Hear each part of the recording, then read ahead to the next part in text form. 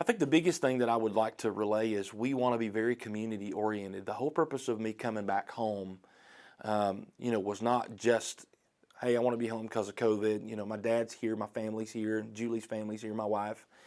But when we really sat down and talked about why we're back in Sylacauga is we want to offer something here to the people of this area, and not just to Sylacauga, but to the state of Alabama. We can provide, certain things that you can't get unless you go to Nashville. And we wanted to be able to give that back to our community. We wanted to, to come back and be something that our community could be proud of. We've worked really hard on our road ministry, and, we've been able to do some really cool things. We still perform at Dollywood, and we've been on TBN, and we've done Daystar, and, I just can't count all the blessings that we've had.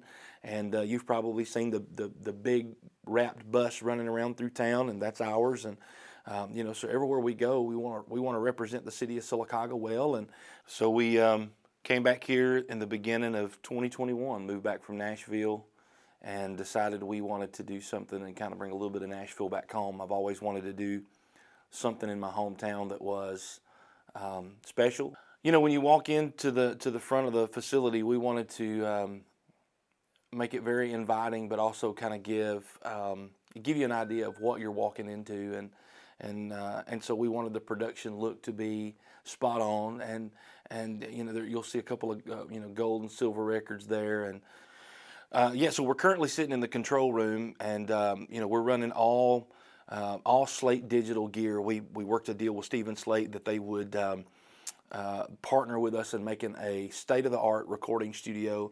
And so we've got the Raven touch screens that we're running here, and then we're running the VRS8 Slate interfaces, the highest quality preamps. We're able to manipulate with the microphones that they have, the audio to make it sound like anything. So Slate is the greatest in the world when it comes to taking a digital audio interface and being able to utilize that and change it and to up the sound quality of what you're working on. So an isolation room, which allows us to close the door, and when we put a microphone on the individual that's recording, we don't get any outside audio. So everything is directly from the microphone itself, and so we can pull it into our system, and we can manipulate the sounds of that to make it the quality that we need it to be to go on a record and what you would hear. And so that room is great for recording vocals and fiddles and acoustic guitars and things like that. Then of course we have a drum room, and in the drum room we have a beautiful Gretsch kit, and that kit was put together for me by Garth Justice, and he was out with the Gettys for a long time. He's Reba's drummer now, and Garth has a great facility in Nashville, and he's been a great friend of mine for a long time, and he helped us put that kit together specific for recording. And all of the guys that come in from Nashville now and that are working have complimented the drum tones here. And so for anybody that knows anything about recording, drum tones are it's the standard. And so if you don't have great drum tones, people don't want to record with you. And so we've been very diligent in our efforts to make sure that we're the top of our class when it comes to the way those sound. And every recording situation is different. I mean, take for instance, if we're doing this guy that we're working on right now, his name is Matt Hill. He's a phenomenal singer. He's a pastor out of Mississippi, and basically what we do is we bring the musicians in first. They'll send us demos of the songs. So say for instance, if you've got a song in the key of E, we'll sit down and listen to the song, and then we'll chart it and use numbers, and basically you'll see 1, 4, 5, and that basically relates to every chord on the spectrum. So if you're in the key of C, C is 1, but if you're in the key of G, G is 1.